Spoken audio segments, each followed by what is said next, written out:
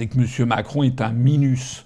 C'est que Macron, il prend un plaisir sadique, pervers, à plonger la France dans le chaos. Son objectif n'est pas de diriger la France comme le souhaitent les Français. Son objectif, c'est de rester collé à l'Élysée comme une arapède collée à son rocher, et que, en tordant les textes, les règlements, la Constitution, la loi, etc., en tordant tout ça avec certainement l'aide de conseillers sortis de Dieu sait où, pour en fait faire dire aux Français ce qu'ils n'ont pas dit et faire accepter aux Français ce qu'ils ne veulent plus. C'est ça, en fait, le vice de toute cette histoire. C'est-à-dire qu'au bout de ce système électoral, les Français ont quelque chose dont ils ne veulent surtout pas. C'est absolument tragique, c'est absolument dramatique. Plus il met les mains dans l'huile, plus il passe ses nuits à écrire des lettres, non pas aux Français, mais aux partis politiques, plus il s'éloigne de ses positions qui sont notre meilleur atout dans les crises qui s'annoncent, dans les difficultés qui s'annoncent. Il n'aurait pas dû exprimer de préférence. Mais pas du tout. Macron pour la 8e année. Ce monsieur Macron, on l'a vu venir depuis 2015. C'est quelqu'un de dangereux pour notre pays. Il est toujours là. Il va être l'arbitre des bons offices. Il va faire sa tambouille. Et il l'a dit, son agenda, il est supranational.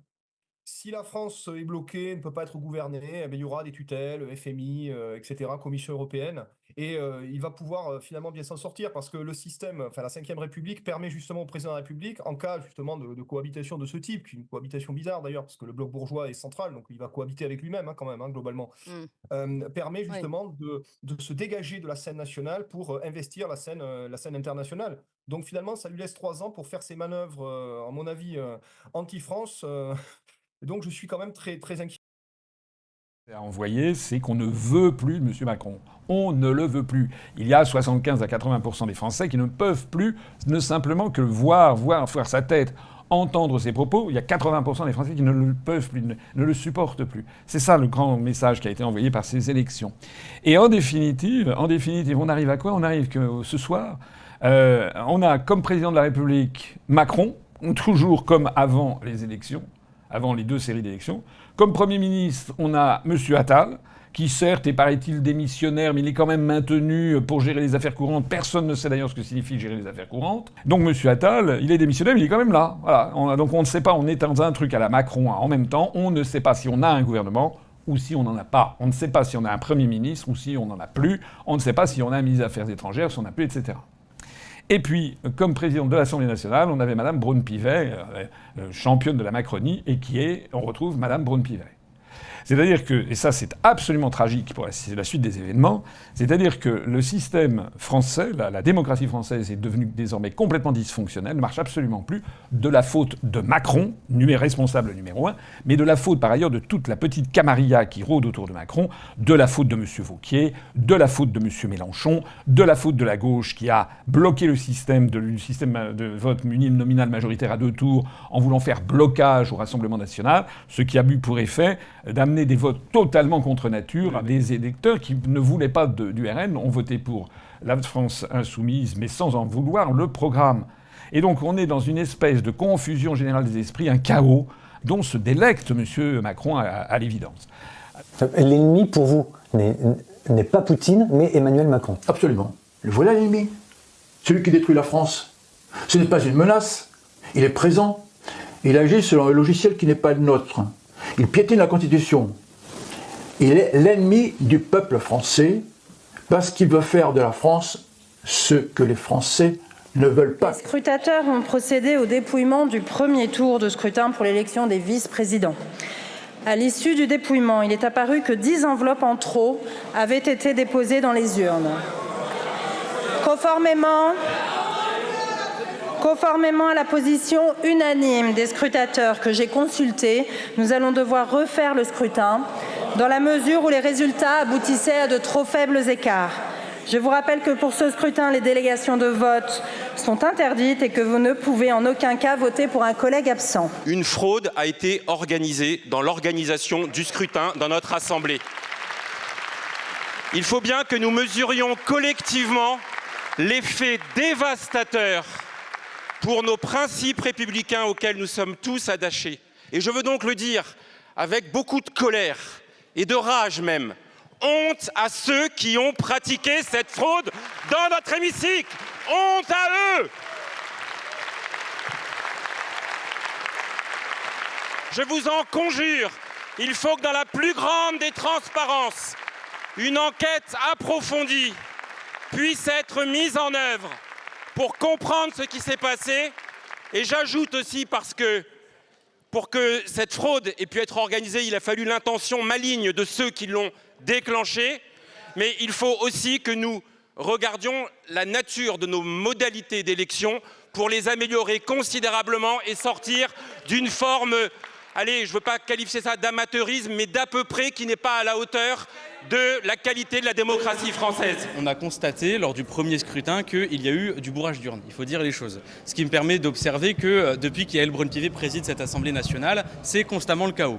Mais alors qu'il y a eu ce bourrage d'urne, on a demandé, avec mon collègue Hugo Prévost et moi-même, qui sommes membres du bureau d'âge, dans la mesure où on est les plus jeunes de l'Assemblée nationale, notre rôle, tant qu'il n'y a pas eu l'élection des secrétaires, c'est de surveiller le bon déroulement du scrutin. Et attendez, c'est inédit ce qui est en train de se passer. Donc on a demandé à Yaël Braun-Pivet d'avoir une réunion avec le bureau d'âge chargé de surveiller le bon déroulement du scrutin. Ce n'est pas possible que Yaël Braun-Pivet décide toute seule de comment vont continuer de se dérouler les élections et surtout qu'elle tire seule les raisons ou le pourquoi ou le comment ou peut-être le fait d'éviter la question du fait qu'il y a eu un bourrage d'urne. On est obligé de recommencer parce qu'on l'a vu hier, les marges sont très faibles entre les différents candidats. Et donc, c'est aussi ce qui s'est passé aujourd'hui pour les vice-présidences. Et il y a un ordre dans les vice-présidences. Et donc, cette marge d'erreur de 10 était supérieure aux écarts qu'il y a aujourd'hui entre les candidats qui auraient dû être élus. Je suis obligé de constater qu'un écart de 10 sur un nombre de bulletins comme ça, avec autant de gens qui surveillent, c'est pas normal. Et donc voilà, je suis, mais soyez persuadés que je suis très triste, très attristé par le spectacle. Nous sommes la maison de la démocratie, nous sommes le cœur de la démocratie. Donc si ici on ne peut pas avoir un scrutin sincère, évidemment là on est dans une étape supplémentaire de remise en cause de nos institutions.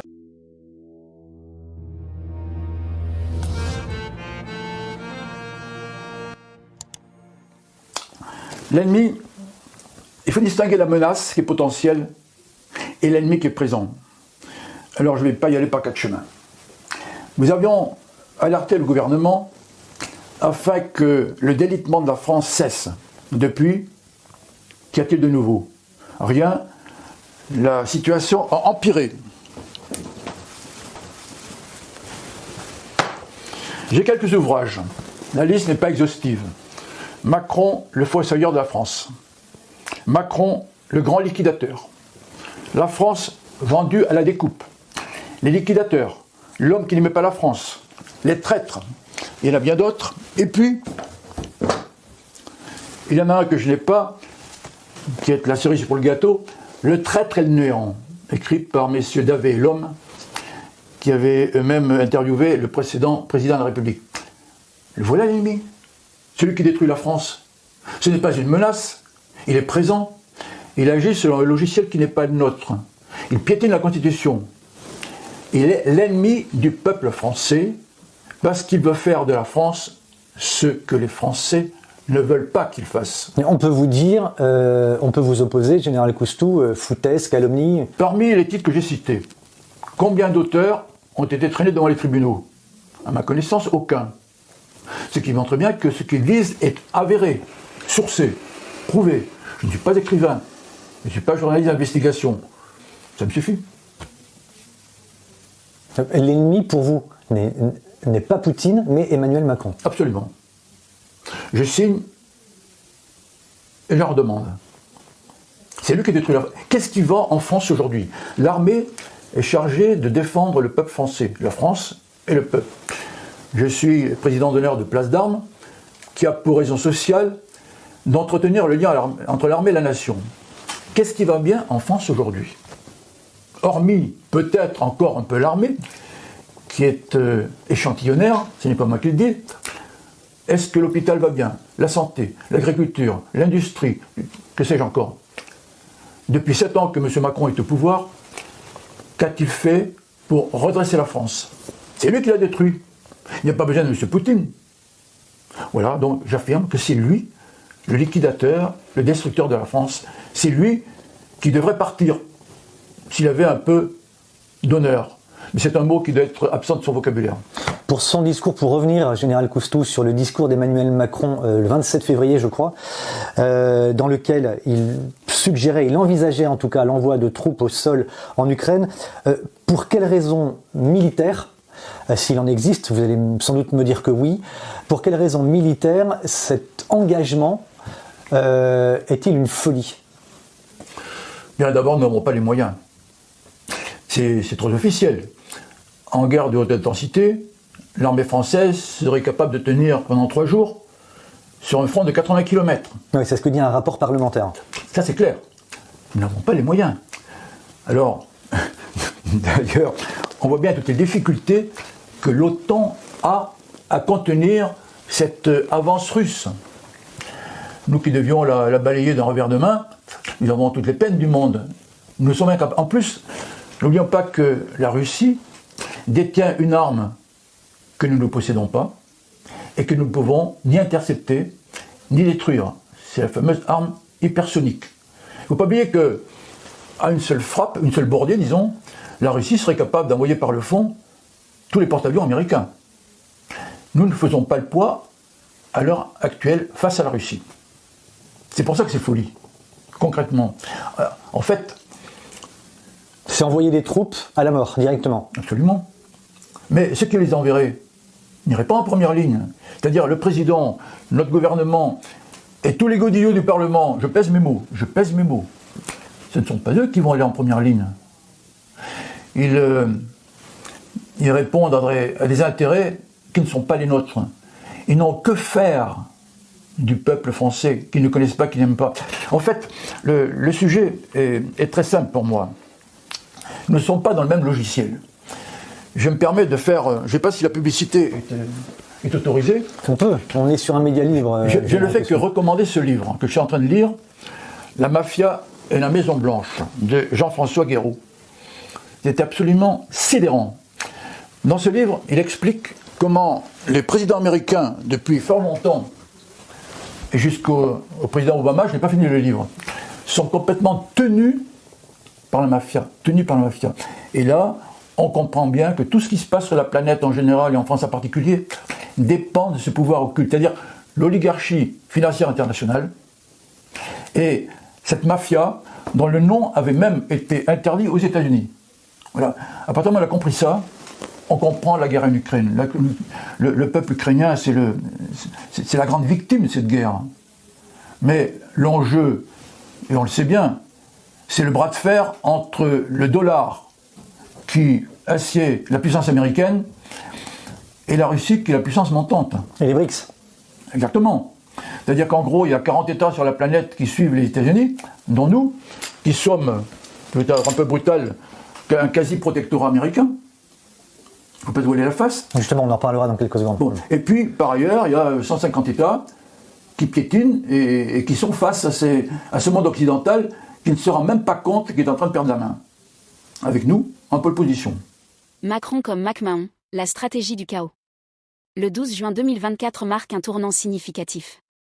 30 mois auparavant, le 19 janvier 2022, la France a entrevu une crise de régime inédite sous la VE République, semblable à celle de 1877 qui a conduit à la démission du président MacMahon. Cette crise s'est concrétisée en juin 2022 avec la mise en minorité du président, sans alternative possible. En mars 2023, le pays a été confronté à un affrontement majeur sur les retraites. En dissolvant l'Assemblée nationale le 9 juin 2024, à un moment des plus critiques, le président Emmanuel Macron a choisi de mettre fin à son mandat en adoptant une stratégie du chaos. Près de 10 ans plus tôt, le 26 août 2014, Emmanuel Macron entrait au gouvernement en tant que ministre de l'économie sous la présidence de François Hollande. 3 ans plus tard, il devenait, à moins de 40 ans, le plus jeune président de la République française, avec un profil rappelant celui de Valéry Giscard d'Estaing. Dès le début, Macron a séduit les classes supérieures et les retraités, adeptes de la mondialisation heureuse et désireux de stabilité. Cela lui a permis de recueillir 24% des voix au premier tour de l'élection présidentielle.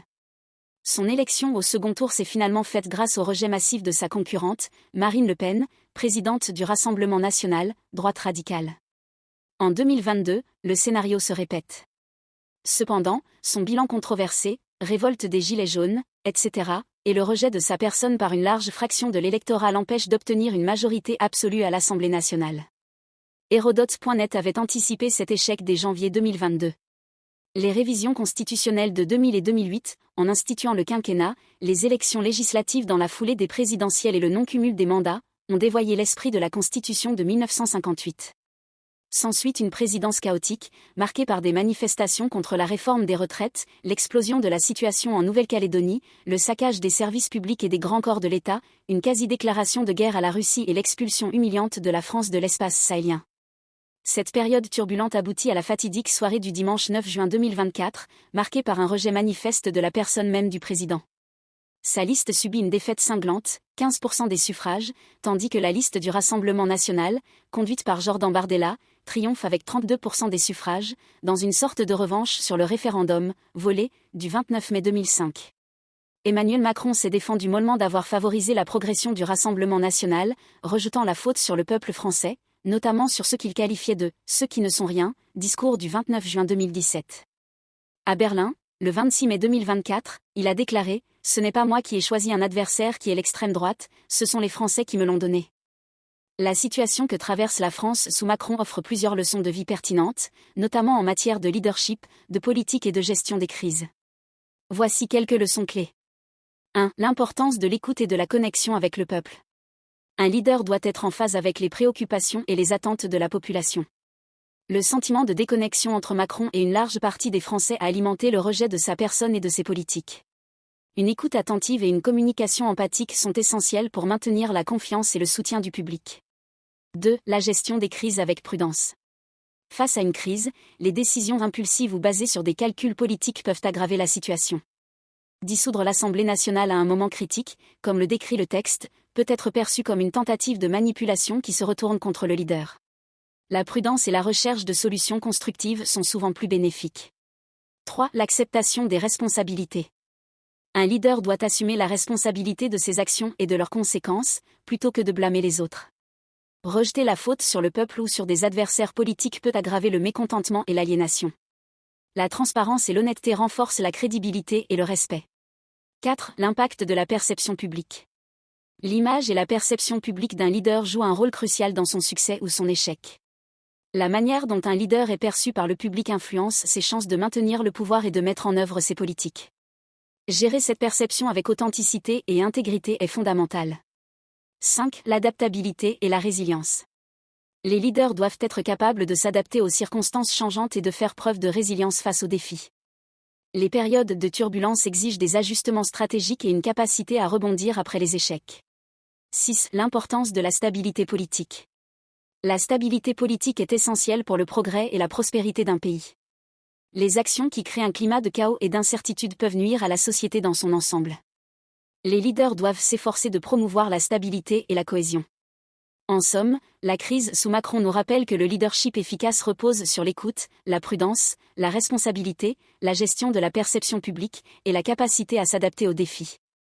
Ces leçons sont applicables non seulement en politique, mais aussi dans divers aspects de la vie personnelle et professionnelle. Partagez avec nous vos avis en commentaire. À très bientôt.